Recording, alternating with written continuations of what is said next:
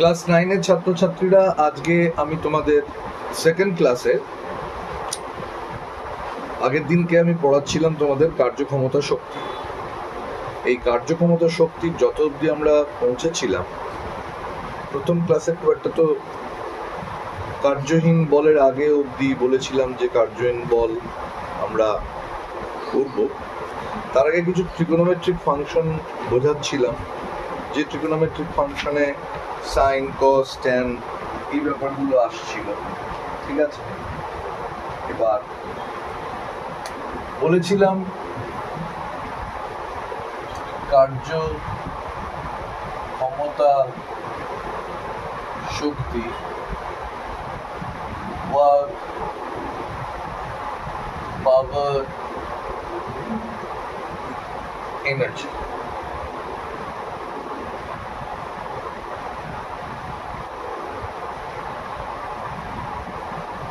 একটা সমকোণী ত্রিভুজ অঙ্কন করা হয়েছিল,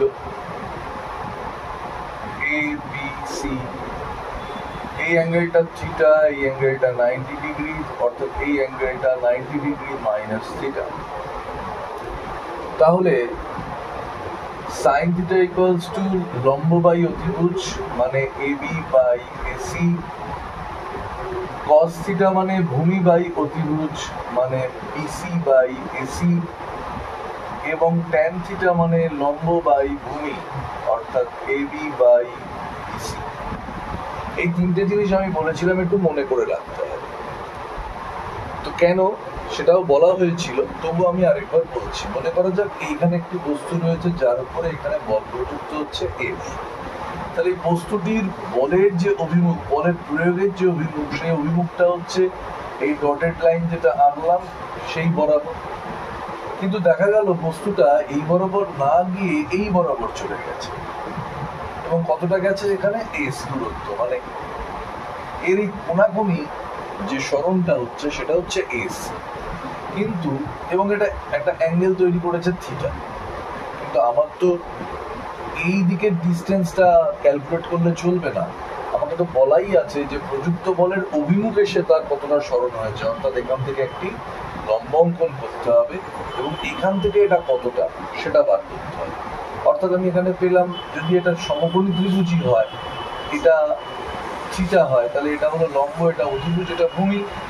তাহলে এখান থেকে আমরা কি দেখছি, কস থিটা। কস থিটা মানে কি? কস থিটা মানে হলো ভূমি বাই অতিভুজ। এটা ভূমি, এটা তোমায় বার করতে হবে। মনে করলাম এটা এক্স, তাহলে এক্স বাই এটা হলো এস। তার মানে এক্স এর ভ্যালু কত? এক্স এর ভ্যালু হচ্ছে এস কস থিটা। তার মানে এইটুকুনির ডিস্টেন্স কত বা এইটুকুনির সরণ কত? না এস কস থিটা। তার মানে আমি যদি ওয়ার্ক ডান ডাব্লিউ বলি, that is equals to F into সরণ। সরণ কোন দিকে? বলের প্রয়োগের অভিমুখে। বলের প্রয়োগের অভিমুখে সরণ হচ্ছে এস কস থিটা, তার মানে এফ এস কস থিটা।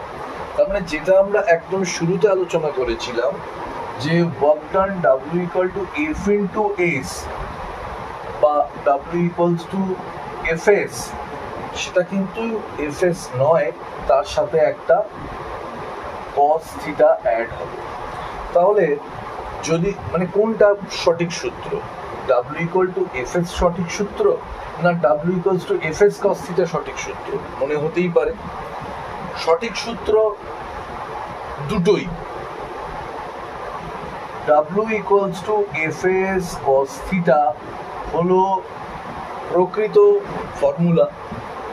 যদি বস্তুর সরণ বলের প্রয়োগের অভিমুখের সাথেই হয়, তাহলে এই অ্যাঙ্গেলটার ভ্যালু কত হয়? এই দিক বরাবর যদি হয়, তাহলে এই অ্যাঙ্গেলটার ভ্যালু হয়ে যায় 0 ডিগ্রি।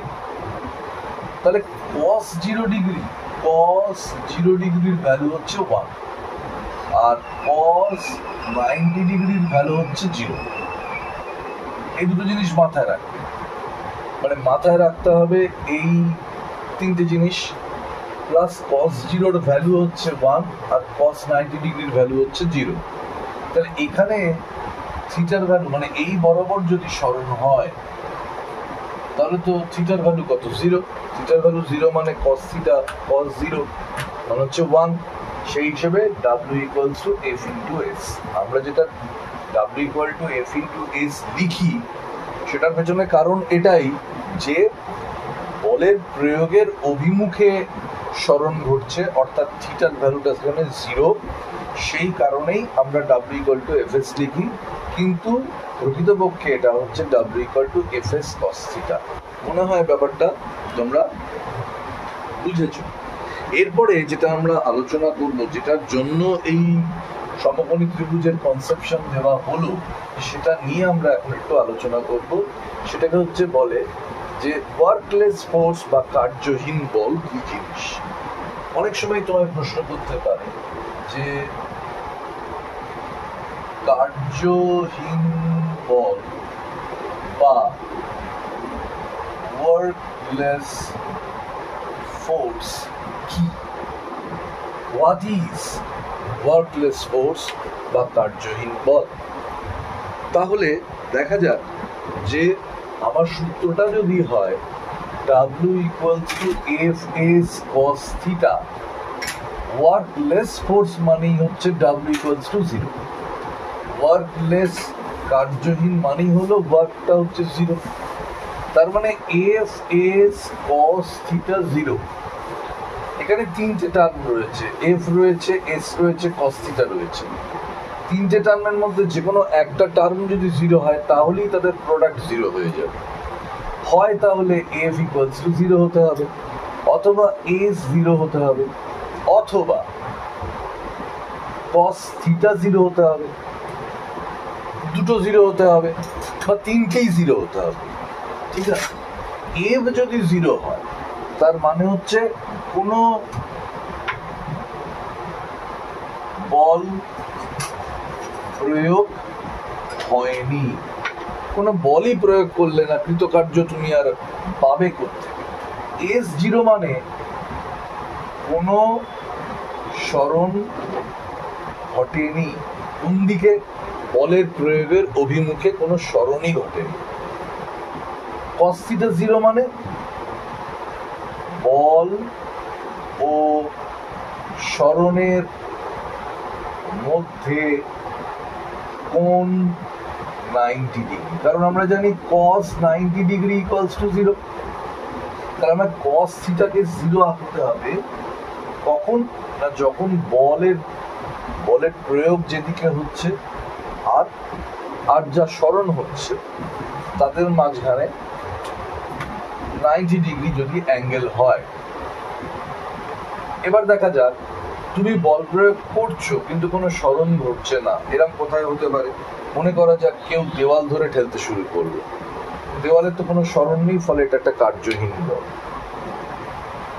কিন্তু এই ঘটনাটা কি ঘটে একটু দেখা যাক বা বোঝা যাক। মনে করা যাক তুমি বা কোনো ব্যক্তি রাস্তা দিয়ে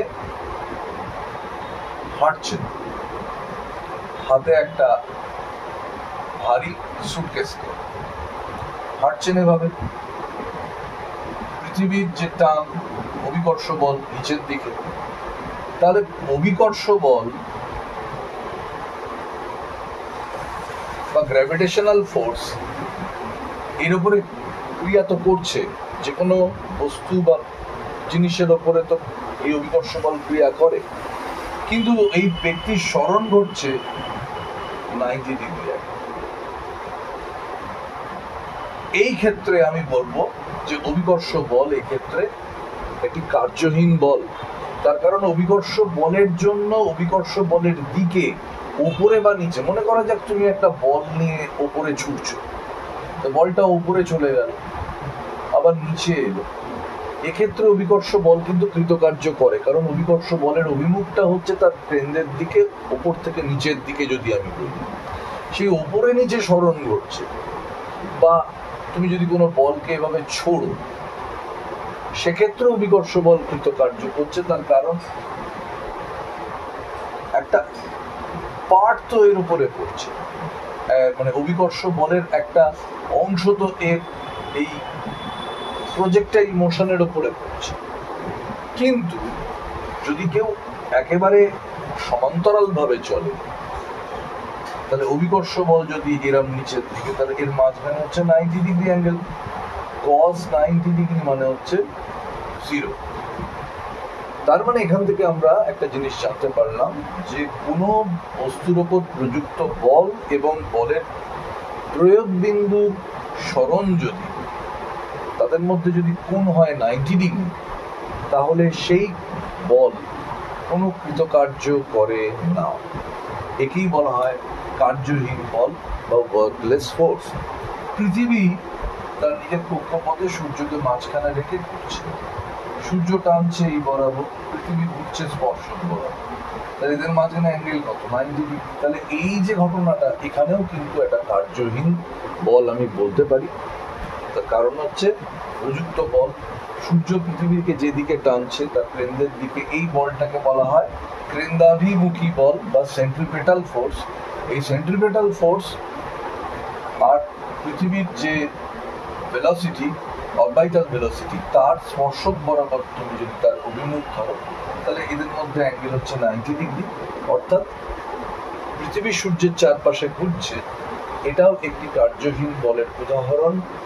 এক ব্যক্তি সমান্তরাল রাস্তা দিয়ে হেঁটে যাচ্ছে হাতে একটা ব্রিফকেস নিয়ে, এটাও একটা কার্যহীন বলের উদাহরণ। কিন্তু একটি বলকে তুমি উপর দিকে ছুটছো, সে নিচের দিকে পড়ছে, এটি কিন্তু অবশ্যই অভিকর্ষ বলের দ্বারা প্রযুক্ত কৃতকার্য এখানে হচ্ছে।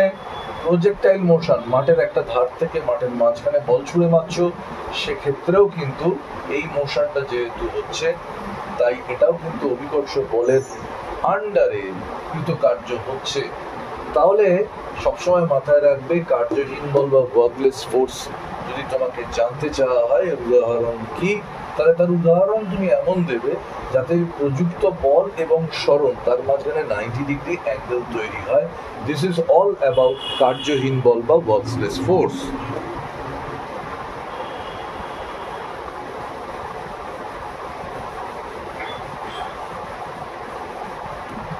এবার আমরা কার্যের একক নিয়ে আলোচনা করব। কার্যের একক, কার্যের একক তোমাদের বইতে পরম একক নিয়ে আলোচনা করা আছে। পরম বা অ্যাবসলিউট ইউনিট নিয়ে আলোচনা করা আছে। এবার ইউনিট বলতে গেলে সিজিএস এসআই। আমার ফর্মুলাটা কি? আমি একদম বেসিক ফর্মুলাই ধরছি, এফ না, W equals to F into S. CGS পদ্ধতিতে এই এফ হলো 1 ডাইন আর এস হলো 1 সেন্টিমিটার, তাহলে এর একক কি হবে? 1 আর। তার মানে 1 আর সমান সমান 1 ডাইন গুণ 1 সেম। তার মানে সিজিএস পদ্ধতিতে কার্যের অ্যাবসলিউট ইউনিট বা পরম একক হচ্ছে আর। 1 ডাইন বল প্রয়োগ করলে যদি প্রয়োগ বিন্দুর অভিমুখে 1 সেন্টিমিটার সরণ ঘটে, তাহলে সেই কৃতকার্যকে বলা হবে 1 আর কৃতকার্য। এসআই পদ্ধতিতে হচ্ছে 1 জুল, মানে 1 newton into 1 metre. 1 joule equals to 1 newton into 1 metre. তার মানে কোনো বস্তুতে যদি 1 নিউটন বল প্রযুক্ত হয় এবং তার প্রয়োগ বিন্দুর অভিমুখে সরণ যদি 1 মিটার হয়, তাহলে যে কৃতকার্য হবে সেটাকে বলা হচ্ছে 1 জুল কৃতকার্য। আর এবং জুলের মধ্যে সম্পর্ক কি না, 1 joule equals to 1 newton into 1 metre, মানে নিউটন মানে 10 to the power 5 dyne into metre মানে হচ্ছে 10 to the power 2 centimetre. 10 to the power 5 10 to the power 2 10 to the power 7 dyne centimetre মানে হলো আর, তাহলে 10 টু দি পাওয়ার 7 আর। তাহলে 1 joule equals to 10 to the power 7 আর। এই প্রশ্নটাও কিন্তু এমসিকিউতে পরে প্রমাণ করতে দেয়। আজ এই অবধি। এর পরের দিন আবার আমরা পাওয়ার বা ক্ষমতা নিয়ে আলোচনা করব, কিছু গাণিতিক প্রবলেম নিয়েও আলোচনা করব। ততক্ষণ অবধি যেটুকুনি পড়ালাম সেটাকে ভালো করে দেখতে থাকো, পড়তে থাকো, ভালো থাকো।